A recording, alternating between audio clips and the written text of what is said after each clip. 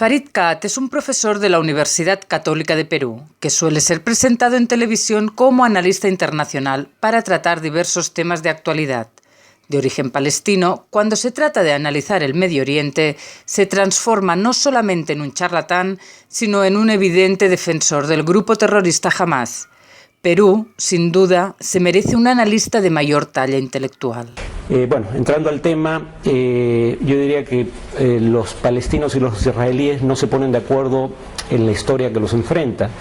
Si tuviera que resumir esa historia desde la perspectiva palestina, habría tres palabras que tendrían un papel central: refugiados, ocupación y colonización.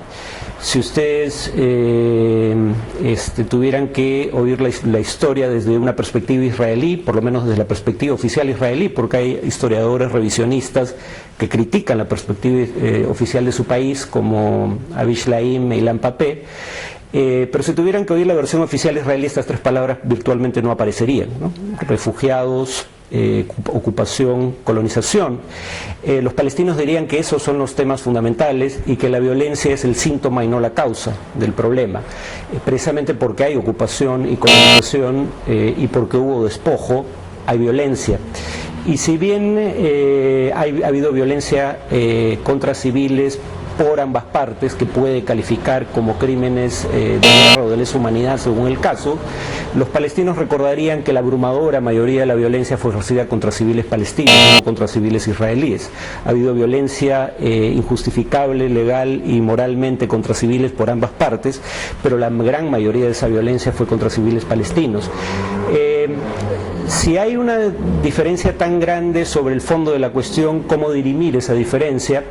Yo diría que ahí pues su carrera es fundamental. El derecho internacional es probablemente el único criterio que podemos establecer para dirimir las diferencias de interpretación sobre la historia. Y en lo esencial diría el derecho internacional favorece la posición palestina. El tema de los refugiados alude a ¿qué? Al hecho de que cuando se creó el Estado de Israel, más de la mitad de los palestinos fueron forzados a marchar al exilio. Y no se creó jamás un Estado palestino, que era algo que también contemplaba la resolución de partición de la Asamblea General de la ONU. El tema de la ocupación se refiere a la ocupación de territorios palestinos desde 1967, tras la guerra de ese año por parte de Israel, básicamente Cisjordania, Gaza y Jerusalén Oriental. Y el tema de la colonización alude a la confiscación de tierras en esos territorios ocupados o de propiedades en general para crear, digamos, asentamientos para colonos judíos, ¿no? De manera exclusiva para colonos judíos. Si uno ve las normas del derecho internacional, los tres temas están claramente definidos y contemplados.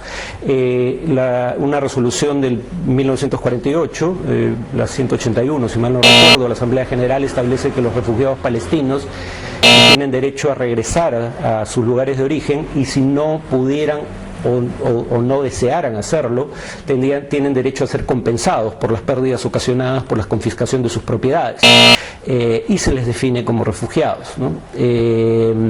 Israel alega que se fueron voluntariamente. No solo eso históricamente no es cierto, sino que es irrelevante, ¿no? Porque el punto es que hubieran tenido derecho a regresar y el Estado israelí no se los permitió. De hecho, destruyó buena parte de los poblados en los que habían residido.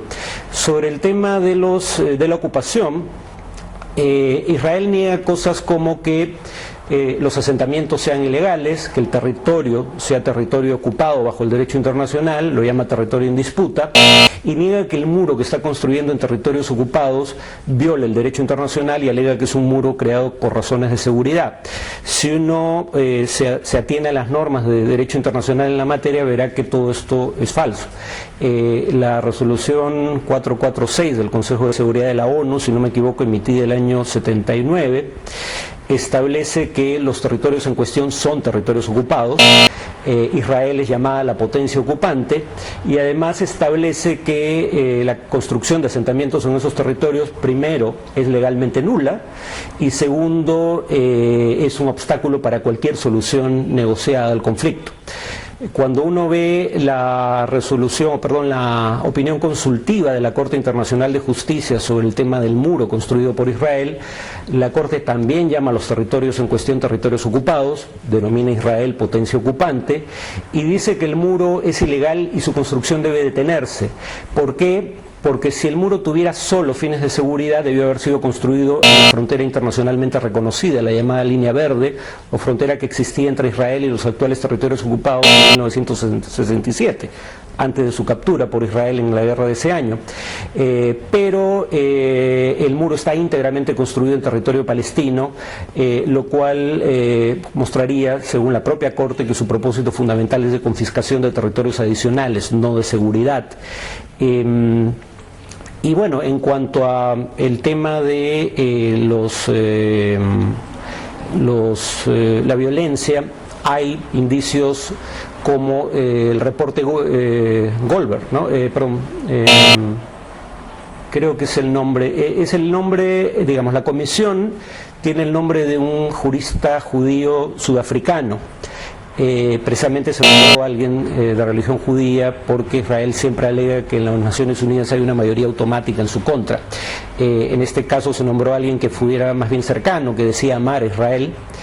Y este reporte, por ejemplo, únicamente sobre la invasión israelí a Gaza entre fines del 2008 y principios del 2009, establece que hubo ahí, digamos, razones para sospechar la comisión de crímenes de lesa humanidad por ambas partes y de guerra, fundamentalmente de guerra, pero sí establece que la mayoría de esos crímenes fueron cometidos por Israel, aunque no los tipifica como tales porque no es una corte de justicia, sí alega que el Consejo de Seguridad debería exigir a las partes una investigación del tema y en caso de que no lo hicieran de manera exhaustiva e imparcial, y en caso de que no lo hicieran el tema podría ser remitido a la Corte Penal Internacional.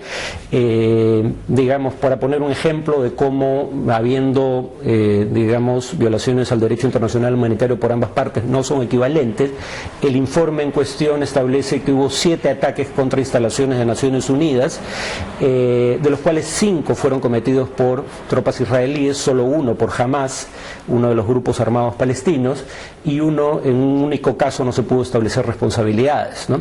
Entonces reitero, para resumir, el derecho internacional en lo fundamental, digamos, respalda la posición palestina y respalda la posición palestina también incluso en el tema de las violaciones al derecho internacional humanitario, estableciendo que la mayoría son cometidas por Israel.